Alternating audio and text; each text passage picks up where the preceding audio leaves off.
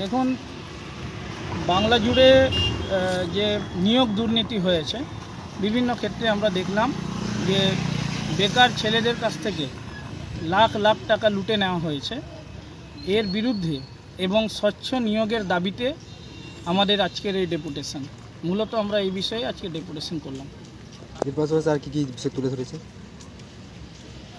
আমাদের মূল উদ্দেশ্য হচ্ছে যে আমাদের বেকার সমাজকে, শিক্ষিত বেকাররা তারা আজকে ধর্নায় বসে আছে, তাদের কাজ নেই, তাদের একটা প্রজন্মকে শেষ করে দেওয়া হয়েছে নিয়োগ না দিয়ে। দীর্ঘদিন ধরে এসএসসি হয়নি, শিক্ষিত বেকার ছেলেরা তাদের অনেকে তাদের বয়স অতিক্রম হয়ে গেছে, চাকরি করার আর বয়স নেই। এখানে একটা প্রজন্মকে শেষ করে দেওয়া হয়েছে, তিলে তিলে নষ্ট করা হয়েছে। এবং আগামী দিনে যাতে আগামী প্রজন্ম নষ্ট না হয়ে যায়, অবিলম্বে স্বচ্ছ দুর্নীতি মুক্ত নিয়োগ দেওয়া হয়। এ কারণেই আজকে আমাদের মূল প্রোগ্রাম ছিল। আমরা ডেপুটেশনে এসব বিষয়ে উল্লেখ করেছি। আপনারা যে দাবি তুলে ধরেছে, এই দাবি পিছনে, এইসব ঘটনার পিছনে কি কারণ? রাজনৈতিক কারণ তো আছে, পুরোটাই তো রাজনৈতিক।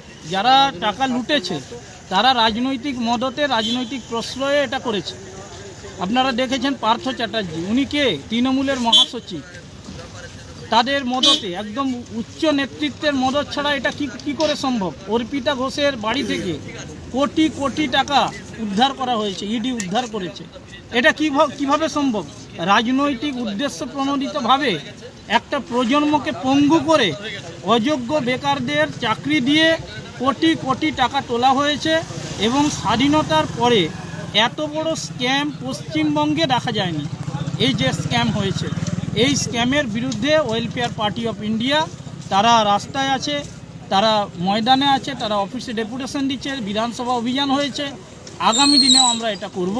আমাদের মূল দাবি যে অনেক হয়েছে আর নয়, আগামী দিনটা ভালো হোক, বেকার যুবরা তাদের স্বপ্ন সাকার হোক, তারা সঠিকভাবে যোগ্য যারা রয়েছে তারা চাকরি পায়। আপনার নাম আর কি?